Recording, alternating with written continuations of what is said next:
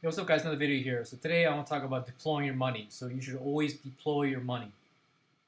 So the first point is, like I said many times before on this channel, never to keep your money in cash as it will erode due to inflation. And the second portion is it won't grow because it's not invested in the market. So the purchasing power of your dollar today is going to be much greater than the purchasing power of your dollar in 10, 20 years. And you don't even have to wait that long. It can be as soon as next year or a few years from now.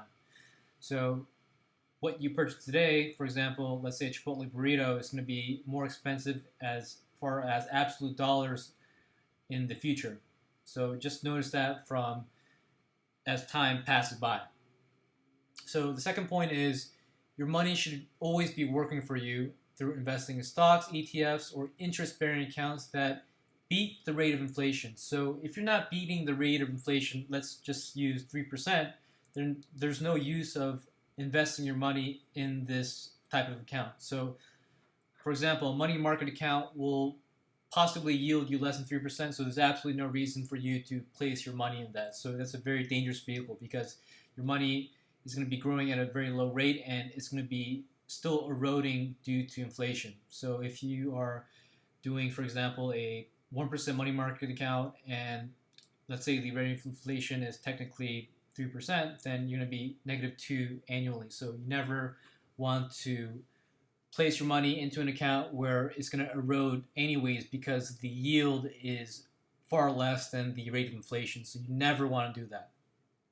So deploying your money in something, for example, very predictable, such as the S&P 500 over a long period of time, or another index that mirrors the total market index, it's going to beat this rate of inflation. So it's very important for you to always deploy your money in that sense. So the third point is, if you are investing in the long term, it's better to dollar cost average as opposed to time the market because you never know where the exact dips and apex will be in the market. So if the market drops in value, great, you can dollar cost average and you can place more money into your accounts, thus lowering your cost basis.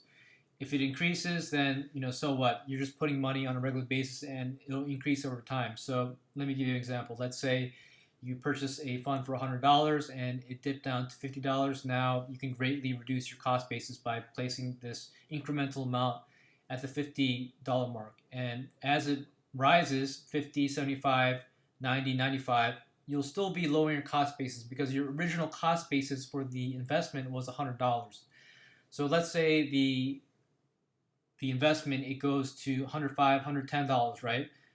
That's not to say the investment will go to 150, 200. So in actuality, you're still making a lot of money because you're lowering your cost basis in the ranges of 50, 75, 90, 95, but you're still going to be making money as the final value of your investment is going to be way higher than something that's above your original cost basis of $100. So even if you place money at 105, 110, and it reaches an eventual value of $200, $300, it's just not really going to matter much at the end. So it's really important that you keep track of your cost basis, and regardless of the fact investment goes up or down, ultimately you're still going to be making money because, again, in the long scheme of things, in the long range or the long-term investing, it's going to go up in value. So as long as you keep regularly putting money in and you keep somewhat of an eye on your cost basis, possibly if your cost basis can be lowered, at $50, $75, maybe you want to be placing more money in or somehow find some more